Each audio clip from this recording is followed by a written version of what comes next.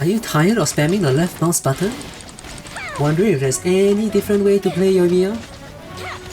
Most of the builds out there revolve around her normal attacks, because of her elemental skill. But what about her elemental burst? In this video, I'll show you guys how to optimize her damage, what are the recommended teams with this build, and also team rotations, and the weapon and artifacts that I use with her. So let's start off by looking at how her burst works. It does an initial area of effect pyro damage, and leaves a debuff on one enemy hit. When other characters hit that enemy, it explodes to do area of effect pyro damage, with at least a 2-second interval between each explosion. One detail about her burst is that each explosion can trigger an elemental reaction like Vaporize or Melt. This means that every explosion can trigger Vaporize or Melt. These are my recommended teams for maximizing Yoimiya's burst damage, as an off-field DPS and having an on-field DPS unit like Ganyu or Kaya. So there's the Melt teams and there's the Vaporize teams. For Cryo DPS units, I have Cryo Kaya, Ganyu and Ayaka. Whereas for the Vaporize teams, we have Ayato, which can be replaced with Child also. We have Xingqiu as an off-field DPS, which can also be replaced by Yelan. And we have Sucrose, which is a special case because she's an animal catalyst unit. In general, Yoimiya will do more damage on Melt teams, because if Pyro is the one triggering it, Melt does 2 times damage whereas Vaporize only does 1.5 times damage. Also, Bennett is in every single team and there's a pretty good reason for that. So Bennett gives Yoimiya the energy generation that she needs for her burst. He also buffs the team really well. He applies very little Pyro too, so this means that he won't steal reactions from Yoimiya's burst. If you don't want to worry about dodging stuff, you could try and replace Bennett with Zhongli, but that will result in quite a huge damage loss, and Yoimiya won't be able to keep her energy up. So basically, the idea for the Melt teams is to permanently have the enemies affected by Cryo, so that every single burst proc will melt. This means that your party will need to apply a lot of Cryo. Since we are using Melt, the elemental mastery that the instructor set gives boosts Yoimiya's R damage by more than 10%.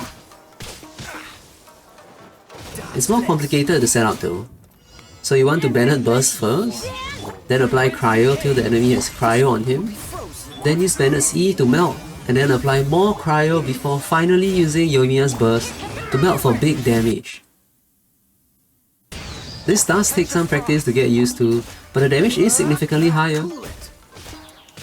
There's also the easier way of just slapping the Noblesse artifact set on Bennett, and just make sure that you Bennett burst first.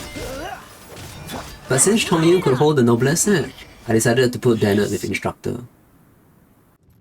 For the Ganyu Shenhe team, I tested with Kaya as I don't have Shenhe, but with Shenhe, Ganyu's damage should be a lot higher than what's on screen. It's harder to play Ganyu without shield, as her charge attacks are easily interrupted. But she also requires another Cryo unit to get her burst back in time. So the only other viable option in Ganyu's team is probably Diona instead of Shenhe. For the last team with Ayaka, since Ayaka has an inert Cryo infusion, it might be doable to have Zhongli in her team. However, if you feel like you don't have enough Cryo application, you could always replace Zhongli with another Cryo unit.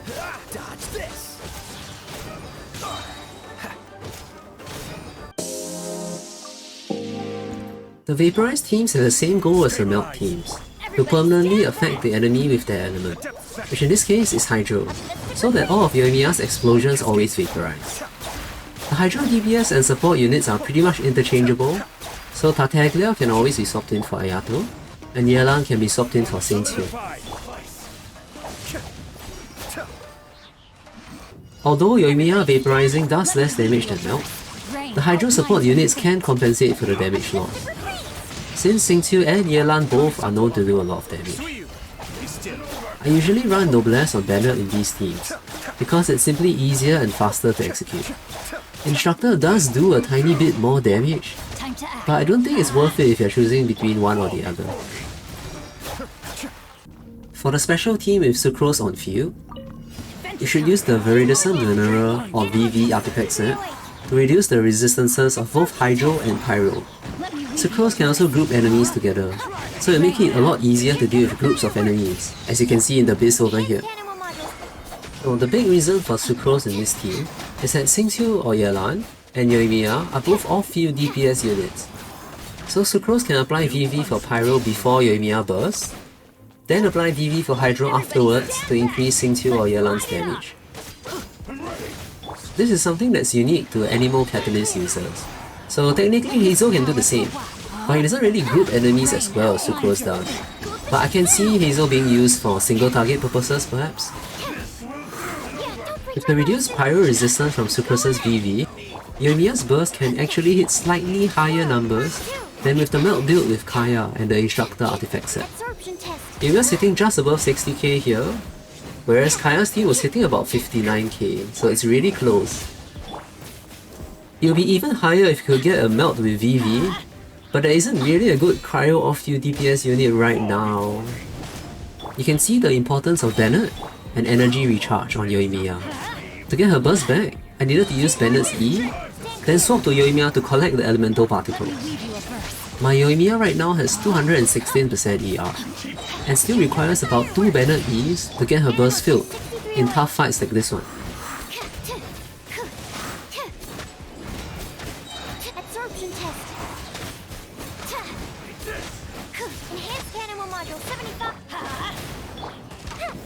So let's talk about the rotation with this team. First, start off with Bennett Burst. Then swirl the Pyro to activate VV before swapping the Xingqiu to apply Hydro. Once the enemy has Hydro on them, Yoimiya Burst before swapping back to Sucrose for on-field DPS. Remember to normal attack for Xingqiu's swords or Yelan's dice, and to go for the target with Yoimiya's burst on them to proc Vaporize. If you need Yoimiya's burst fast, you can also activate her E and normal attack a few times to get some elemental particles. With high enough energy recharge, the energy regained using this method is actually pretty significant. Rain outlines your fate. Know my soul. This should do. I let my guard down.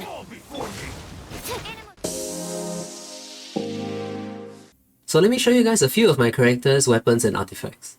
So I have Yoimiya equipping the Stringless. It's an R3 because that's all I have right now. So I'm equipping the Stringless to increase her burst damage. And for artifacts, I have her equipping the Emblem set. It gives you both elemental burst damage and energy recharge, which are both great. And my artifacts aren't that great also. Only my flower is really good, but my other artifacts aren't really that good.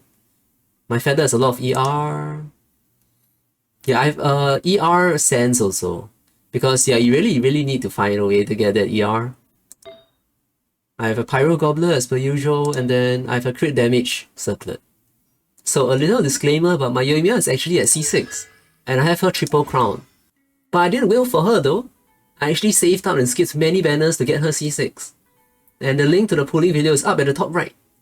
I've only gotten Welkin so far, so this was a really big investment for me. For Yoimiya's stats, I have her at 216% energy recharge. But I didn't really balance her crit very well, so yeah, her crit rate is kinda low compared to her crit damage. And this is including the cryo resonance I get from most of her teams. Let me go through some of my other characters, which have more unique weapons or artifacts equipped. So my banner has Festering Desire equipped. It's a limited weapon though, so if you don't have it, I would recommend equipping the Sacrificial Sword. For my artifacts, I have the Instructor set and the Noblesse set, and I try and focus on getting HP and healing bonus.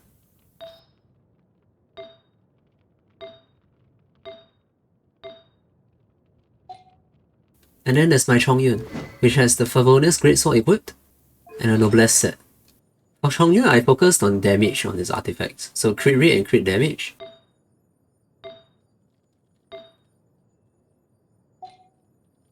So that's all for this video. Thanks for watching and I hope you guys enjoyed it. Remember to drop a like and subscribe. I find trying out wacky builds and stuff really fun. So I don't think this will be my last build video. I stream Genshin and other games at my Twitch channel, so feel free to drop by and chat. And with that, I'll see you guys next video. Bye bye!